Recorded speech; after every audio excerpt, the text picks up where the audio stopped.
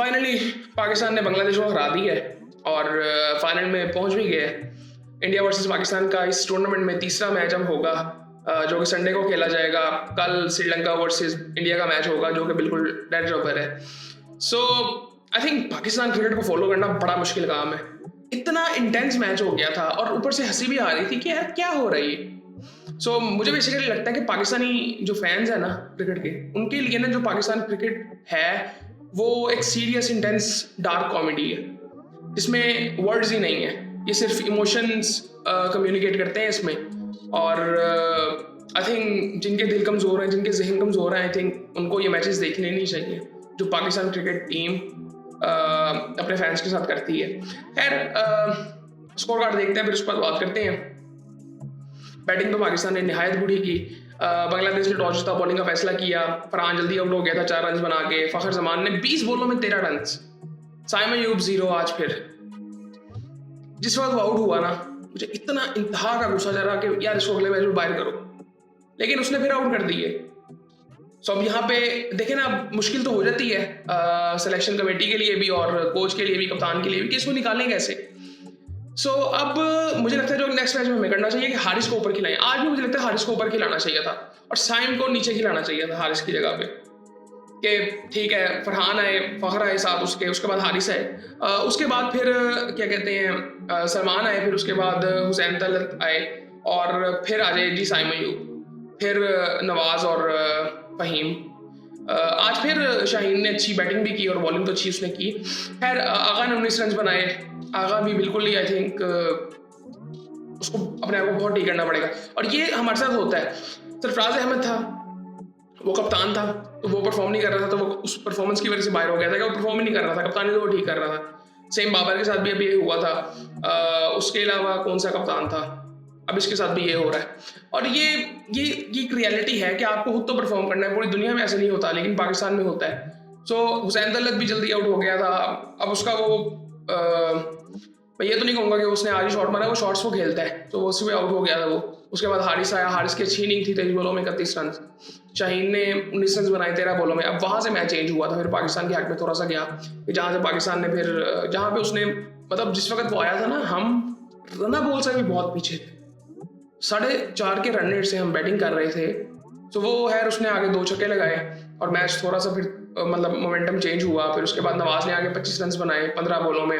9 बॉलों में 14 रन फहीम ने बनाए। हमने किसी तरह से 135 तक हम पहुंच गए थे, जो कि आई थिंक एक डिसेंट टोटल था। लेकिन आई थिंक हमें अगर फाइनल जीतना है तो हमें बहुत बेहतर बैटिंग करनी पड़ेगी। उसके बाद है बांग्लादेश की बॉलिंग की अगर बात करें तो ओवरऑल इन्होंने भी बॉलिंग बड़ी ज़बरदस्त की है। तस्कीन अहमद ने 4 ओवरों में 28 रन 3 आउट किए हैं। मेहदी हसन ने 4 ओवरों में 28 रन 2 आउट किए और उसके बाद 2 आउट किए जी रिशाद हुसैन ने। रिशाद ने ओवरऑल अच्छी बॉलिंग की है। मुस्तफीज़ ने भी 1 आउट किया और तंजीब ने भी आउट कोई नहीं किया, लेकिन 4 ओवरों में 28 रन उसने भी दिए। खैर उसके बाद बांग्लादेश बैटिंग के लिए आता है तो पाकिस्तान अच्छा स्टार्ट करता है। ओवरऑल मतलब पाकिस्तान की बॉलिंग मतलब इतनी उम्मीद आ गई थी जब 135 हुआ था कि पाकिस्तान ये मैच जीत सकता है। लेकिन पाकिस्तान ने बॉलिंग यहाँ पे अच्छी की, लेकिन बांग्लादेश ने बैटिंग भी यहाँ पे बुरी की। सैफ हसन ने 18 रन बनाए। उसके बाद किसी ने अजीब सी बैटिंग कर रहे थे, तो रिदोय ने जो बैट आई थिंक शॉट मारी थी वो उसको ज़रूरत नहीं थी उस वक्त। बहुत सी ऐसी चीज़ें थी, लेकिन ठीक है, हमारे हक में ये चीज़ गई, आज हमें अच्छी लग रही है। लेकिन बांग्लादेश ने बैटिंग भी वो इतनी खास नहीं की। नूरुल हसन ने 16 रन बनाए। उसके बाद इमेच्योरिटी थोड़ी सी नजर आई थी, इनएक्सपीरियंस नजर आया था आज थोड़ा बांग्लादेश में। शमीम हुसैन ने अच्छी बैटिंग की, 30 रन बनाए उसने 25 बॉलों में। उसके बाद जाकिर अली भी जल्दी आउट हो गए थे। इनके लिए तंदास नहीं खेल रहे, इंजर्ड है वो भी। उसके बाद तंजीम हसन साकिब ने 10 रन बनाए, 16 रन बनाए जी रिशाद हुसैन ने। जब उसने वो छक्का लगाया ना 3 बॉलों में 18 रन जब थे, दोबारा आई थिंक हालत खराब होने लग गई थी कि यार छक्के 3 पड़ना जाए हारिस को। लेकिन हारिस ने भी ओवरऑल अच्छी बॉलिंग की है। शाहीन शाह ने 3 आउट किए थे 17 रन देके, बड़ी ज़बरदस्त बॉलिंग की उसने। 3 आउट किए हैं हारिस ने। हारिस को आखिरी ओवर में थोड़ी सी मार पड़ गई, लेकिन पहले भी 1 ओवर में आई थिंक उसको 10 पड़ा था, लेकिन ओवरऑल उसने अच्छी बॉलिंग की है। मज़ा आ रहा था उसको देख के, पाकिस्तान की बॉलिंग को देख के मज़ा आ रहा था आज ओवरऑल। 33 रन दिए, लेकिन 3 आउट किए, अच्छी बॉलिंग थी ओवरऑल। अबरार ने 3 ओवरों में 23 रन दिए हैं। अबरार, मैं थोड़ा सा एक चीज़ उसको कहना चाहता हूँ कि थोड़ा सा ना उसको ऑन द ग्राउंड सीरियस रहना पड़ेगा। वो कई दफ़ा मुझे लगता है कि वो इतना रिलैक्स होकर बॉलिंग कर रहा होता है। और आज में मुझे वो चीज़ नज़र आई, और पहले भी आई थिंक कल मतलब पिछले मैच में उसने बॉलिंग तो बहुत अच्छी की थी, लेकिन वो कई दफ़ा ना बहुत रिलैक्स होता है। सो आई थिंक वो थोड़ी सी मेच्योरिटी उसको चाहिए ऑन द ग्राउंड स्पेशली। कई दफ़ा ना वो मतलब आपके हक में नहीं रहती वो चीज़। उसके बाद नवाज ने 3 ओवरों में 14 रन देके एक आउट किया, साइम अयूब ने 2 आउट कर दिए 16 रन देके 4 ओवरों में। अब ये कितने क्रूशल ओवर्स थे साइम अयूब ने जो किए, और कोई इतने रन्स भी नहीं थे, तो अब इसलिए इसको बाहर निकाल नहीं सकते। अब एक मैच रह गया, सो अब यहाँ पे आई थिंक मुझे लगता है कि साइम को नीचे करना चाहिए और हारिस की जगह पे, और हारिस को ऊपर भेजना चाहिए। आपके पास नीचे नवाज भी है, फहीम भी है, नीचे आपको उस तरह की पावर की जरूरत नहीं है, लेकिन ऊपर से अगर आपको थोड़े से रन मिल जाते हैं ज़्यादा, वो आपके लिए बहुत अच्छा होगा।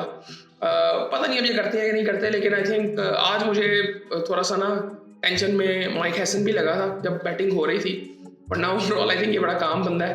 और खैर ये सूरत हाल थी, लेकिन आई थिंक पाकिस्तान को अपनी बैटिंग बहुत बेहतर करनी पड़ेगी, क्योंकि ये मैचेस देखना फिर बड़ा मुश्किल काम हो जाता है।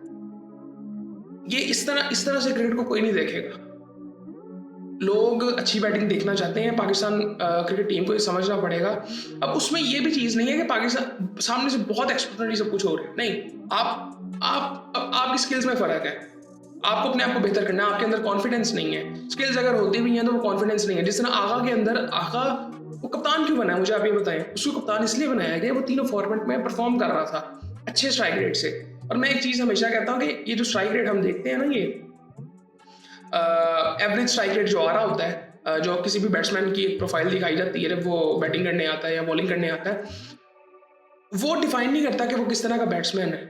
मतलब आगा का अब 112 का वहाँ पे आता है, लेकिन आगा ने इससे बेहतर बैटिंग की हुई है।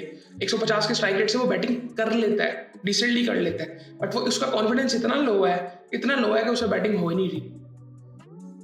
So same for Babar Azam, वो भी 150-160 के स्ट्राइक रेट से बैटिंग करता रहा एट सम पॉइंट, बट वो सिचुएशंस होती हैं ना।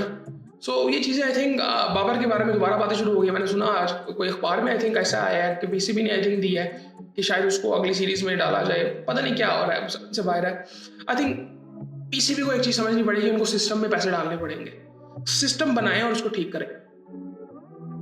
सिस्टम कोई है ही नहीं इस वक्त, तो आई थिंक वरना अदरवाइज आपको ये लड़के नहीं मिलेंगे। आपकी पाकिस्तान की टीम ऐसे रहेगी, आपके नीचे भी कोई ऐसा कोई बैठा नहीं हुआ जो आप कहेंगे कि शोएब अख्तर आपको मिल जाएगा या सईद अनवर आपको मिल जाएगा, ऐसा कुछ नहीं नीचे है। आपके बेस्ट जो प्लेयर्स हैं ये खेल रहे हैं, 1-2 प्लेयर बाहर बैठे हुए हैं और कुछ भी नहीं है।